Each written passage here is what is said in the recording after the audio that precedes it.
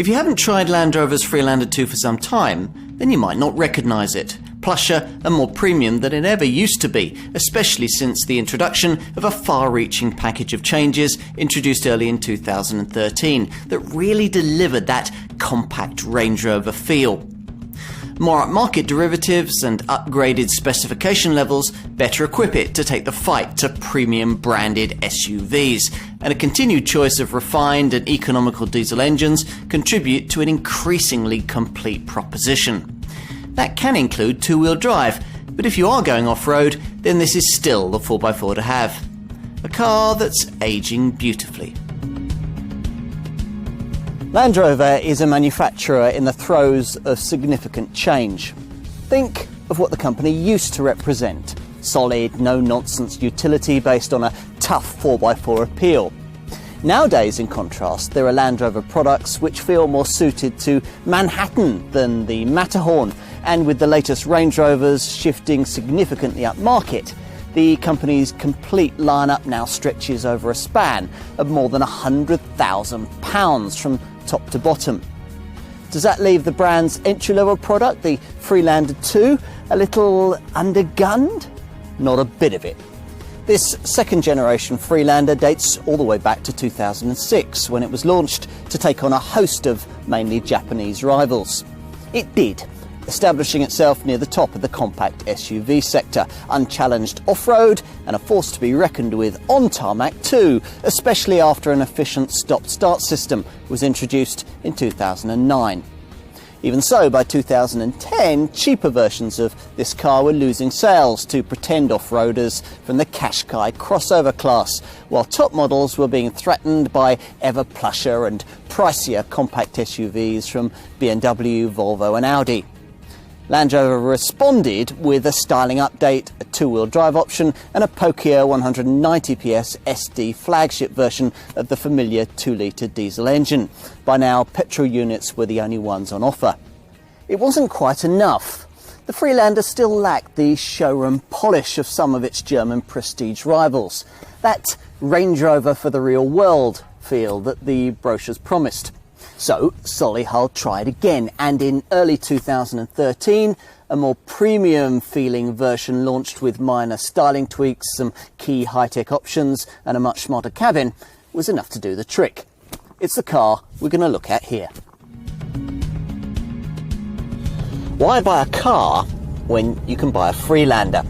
Is one of Land Rover's marketing straplines for this model, and sure enough, being higher up than you would be in a normal car is a great feeling if you're not used to it, whether you're in a town centre traffic jam or out on the dales.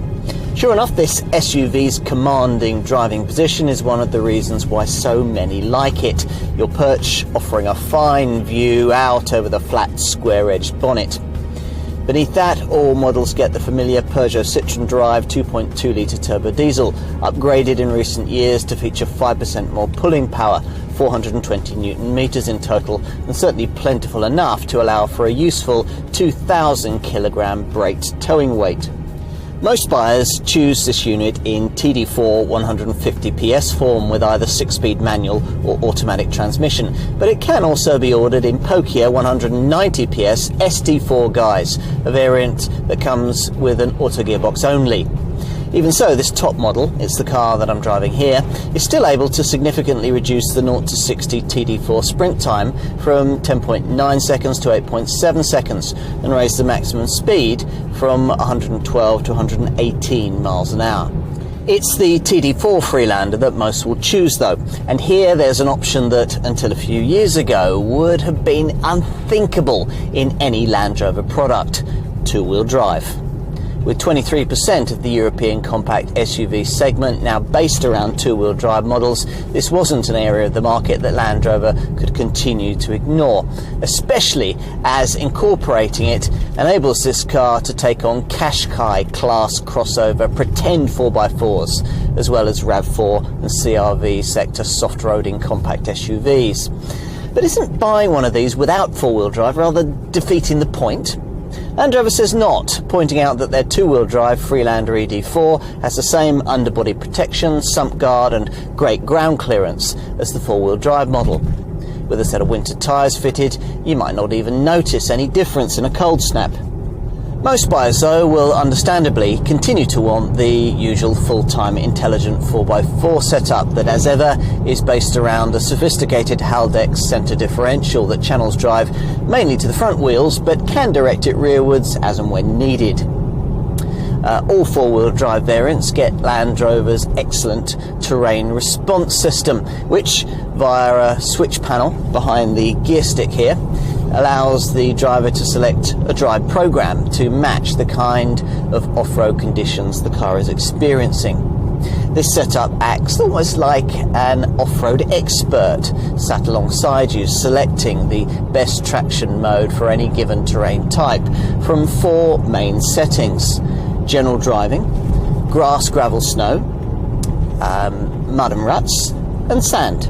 Once you've chosen one, the car's electronics work out how best to dole out power and maximise traction, sniffing out grip where none seems to exist, and turning the Freelander 2 into a far more capable off-road tool. A nice touch is a display panel with a diagram showing the front wheel steering angle, useful if you've become disorientated on a seriously muddy track. There's still no low-range transfer case, which may scrub this Land Rover from the shortlist of those who want something really rough and tough, but it's still true to say that no other car in this class can get close to this one's off-road abilities. Ground clearance is 210mm, one reason why this car can wade through over half a metre of water, while the 31-degree approach angle, the 23-degree breakover angle, and the 34-degree departure angle are all excellent. If you are going to be testing that out, then you'll be glad of the sophisticated gradient release control system, a logical extension of the old hill descent control system for descending steep and slippery slopes. Not too many changes have been made to the looks of this post-2012 Freelander. But then not too many were needed, for the car had already received a fairly far-reaching facelift early in 2011 that gave it a sleeker front end with revised grille and headlamps plus bigger door mirrors. Now, despite that, the designers have still managed to make further tweaks here, restyling the headlamps yet again and equipping them with the latest in xenon LED technology. There's a fresh signature graphic for the front running lights, while the grille and fog light bezels get a bright finish. There are also paint detailing changes to the front grille surround, plus insert bars and a fender vent to harmonise the different elements. Striking alloy wheel designs, revised rear tail lights and a range of eye-catching paint colours round off the improvements. It's inside, though, that the updates made to this car are most apparent.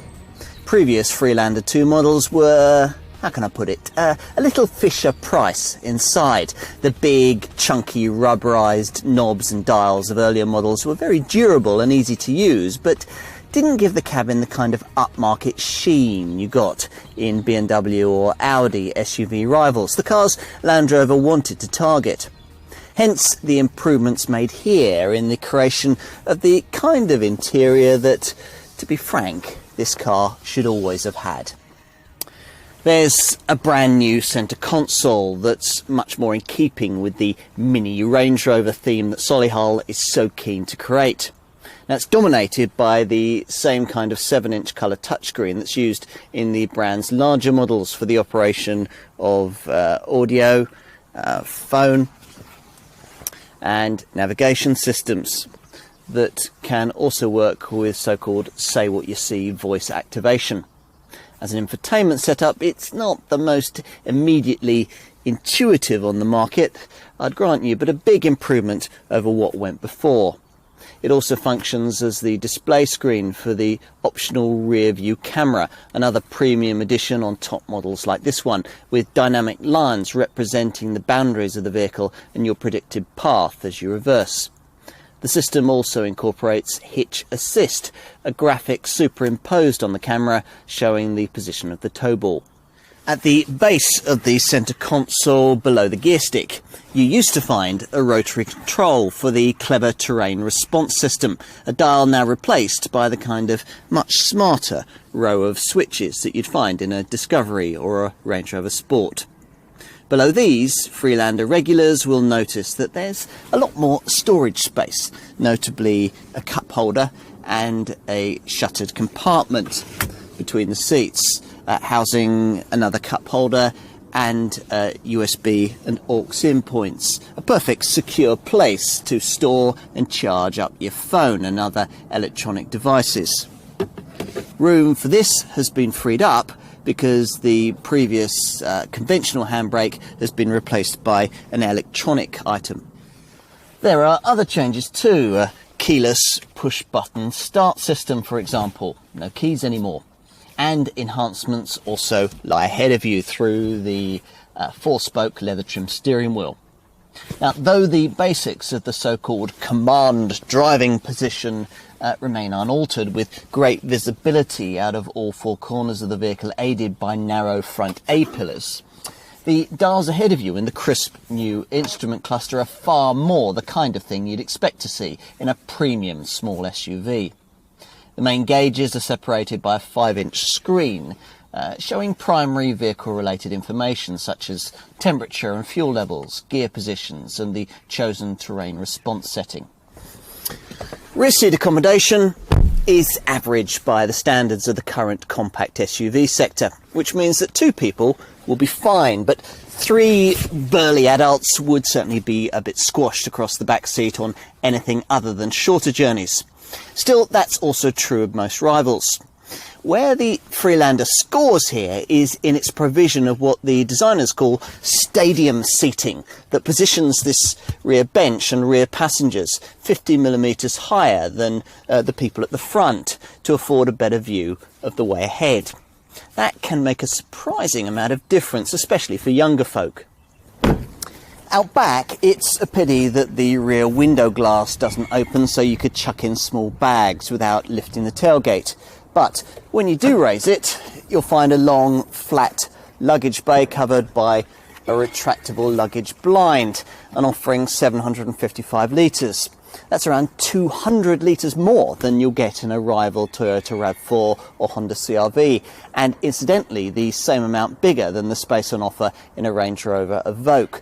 So yes, this Freelander really is the most practical choice in its segment. Push forward the 60/40 split folding rear bench and there's 1,670 litres to play with. Most of today's Freelander 2 models sell in the £25,000 to £40,000 bracket, a very wide price span, but then that's necessary given that this car must target 3 very different kinds of compact SUV. Base 2-wheel drive variants try and reach down towards customers considering the least sophisticated and most affordable models in this sector, clustered around and just above the £20,000 price point. Diesel versions of cars like Kia Sportage and Suzuki's Grand Vitara. But this isn't really the key target market. That lies in the £23,000 to £30,000 segment, where this Freelander's traditional rivals compete. Cars like the Toyota RAV4, the Honda CR-V and the Volkswagen Tiguan.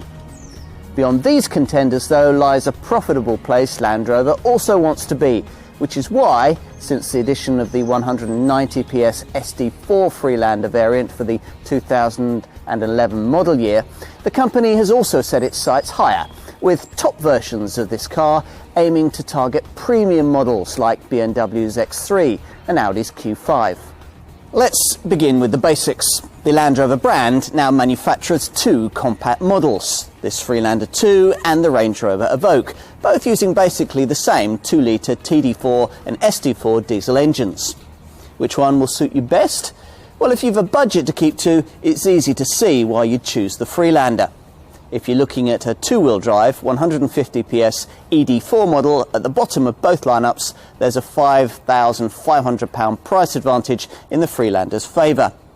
whether you'd buy a top 190 PS SD4 Freelander, offered only as an automatic, like this one, over a comparably spec'd and mechanically similar SD4 Evoque automatic, is a tougher call, the price difference narrowing to around £3,000.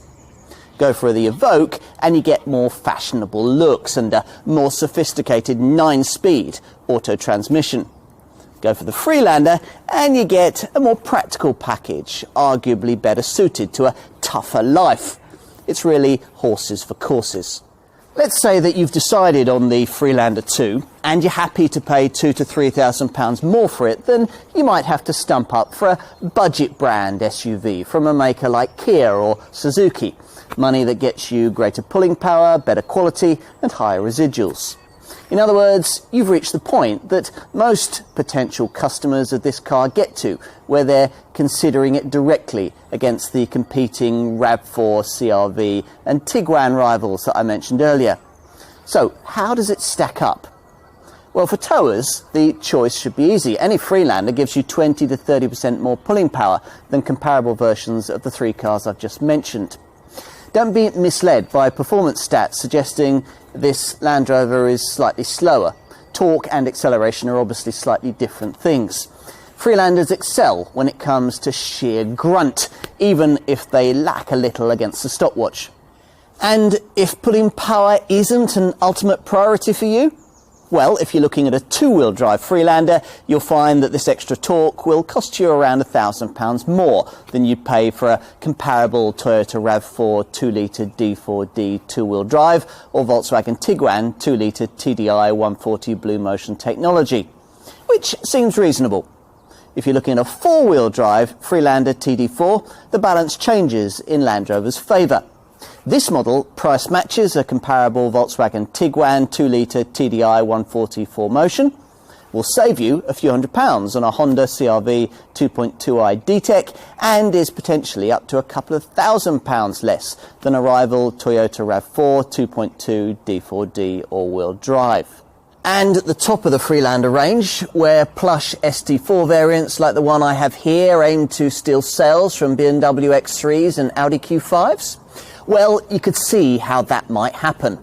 To match the pulling power of a Freelander SD4 Auto priced from around £30,000, you'd need automatic versions of either an X3 xDrive 2-litre D or a Q5 2-litre TDI, both pitched in at around £34,000. And that's a big premium to pay for a German badge.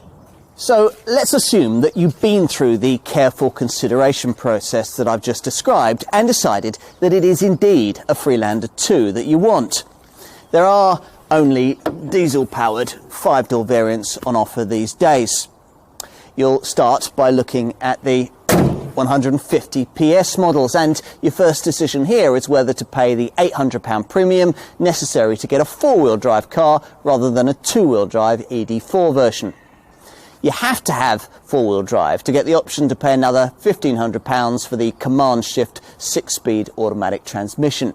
And if you are then looking at a TD4 Auto model, you might also want to consider finding a model-for-model premium of around £1,000 to get a bit more power with the auto-only SD4 variant that I've been trying here. On to the standard spec. What do you get? Well, a lot more than you used to is the short answer. It's a pity you have to pay extra for a full-size spare wheel, but otherwise most of the basics seem to be included. Every Freelander features alloy wheels, heated power mirrors, manual climate control, a perimetric and volumetric alarm, and an 8-speaker audio system with a digital radio, remote steering wheel controls, and USB, iPod and aux-in points.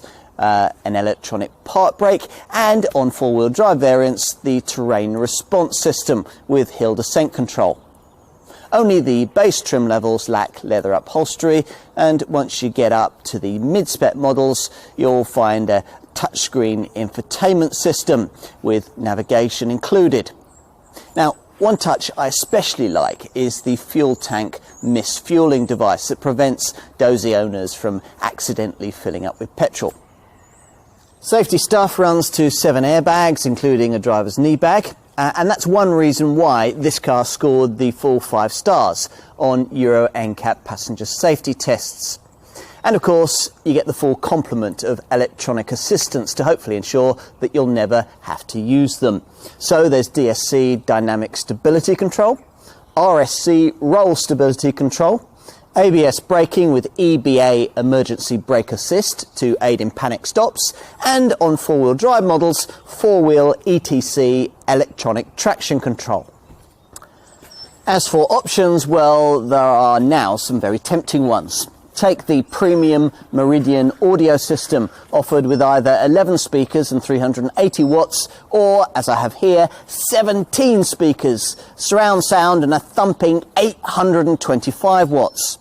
You could also choose a panoramic sunroof and automatic xenon headlamps with headlamp levelling.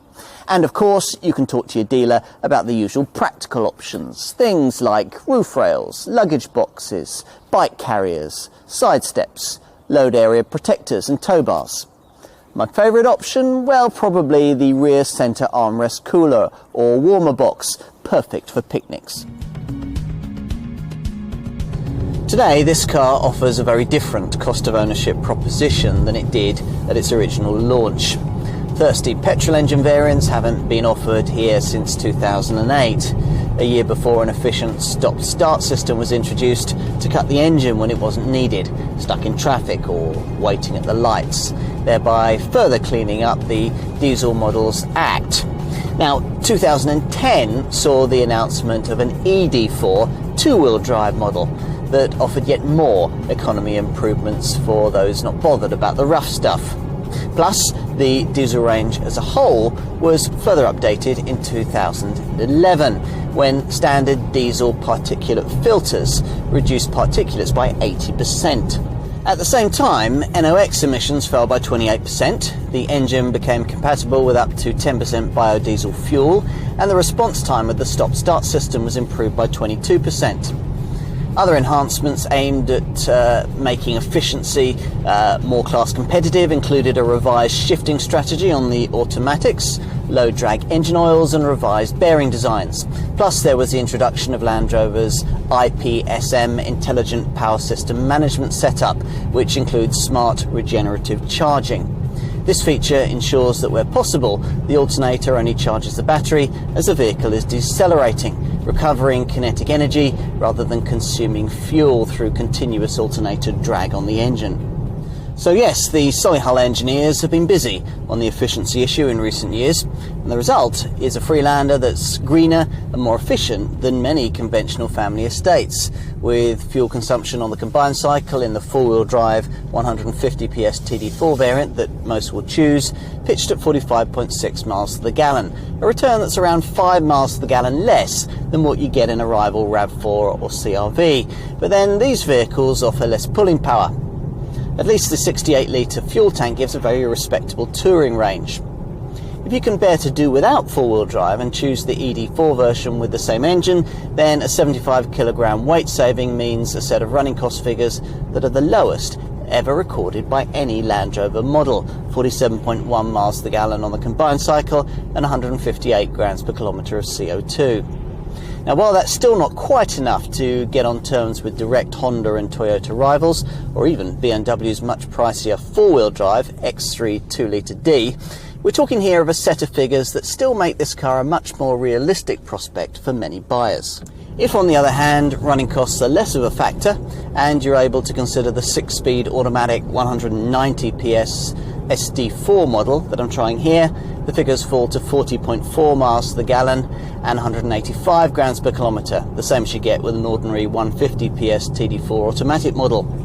Insurance groups range between 20 and 26 on the 1 to 50 grouping scale. Oh, and Land Rover parts and servicing should be a little cheaper than German brand models. It'll also help that resale values for the Freelander 2 have outstripped industry estimates in recent times, with retained values after 3 years of comfortably over 40% of original purchase price. Until the most recent changes we've been looking at here, the Freelander 2 was in danger of occupying a rather awkward section of middle ground in the compact SUV sector. Early versions of this car struggled to reach down and steal sales from crossover Qashqai class models and weren't really plush or powerful enough to properly combat SUVs from the German prestige brands.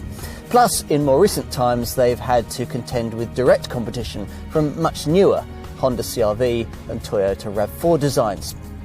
It's all met the need for a great deal of Freelander 2 evolution over the last few years, with the addition of a two-wheel drive option, a more powerful ST4 engine and extra equipment, all resulting in the much improved car that we've been testing.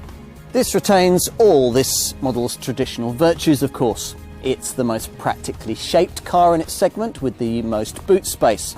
Its engine offers the most pulling power, making it ideal for those needing to tow. And as before, this remains a far better bet than its rivals if you intend to go off-road with any frequency. Plus, of course, it's proudly British, designed and built. So what if you could have all of this with a more premium feel, the kind of thing you'd expect from, say, a much less capable BMW X3 or Audi Q5? Well, that's what Land Rover has tried to deliver with this post-2012 revised version, and very nearly succeeded in providing. This car still isn't quite as special inside as something Teutonic, and it won't handle quite as sharply either. But then it's more affordable, more practical, and more capable than a BMW or an Audi, at the same time still feeling a cut above a comparably priced Toyota RAV4 or Honda CR-V. As a result, this hugely capable vehicle will satisfy a broader range of ownership profiles than ever before. Most customers, of course, won't test its wading depth or attempt to drag it out of a bath of mud while only one tyre has any traction, but rest assured that's what this model was built to handle. Importantly, though, it's no longer defined by that ability. Instead, it's a design that today, more than ever, properly defines what a car of this kind should be. A Range Rover for the real world.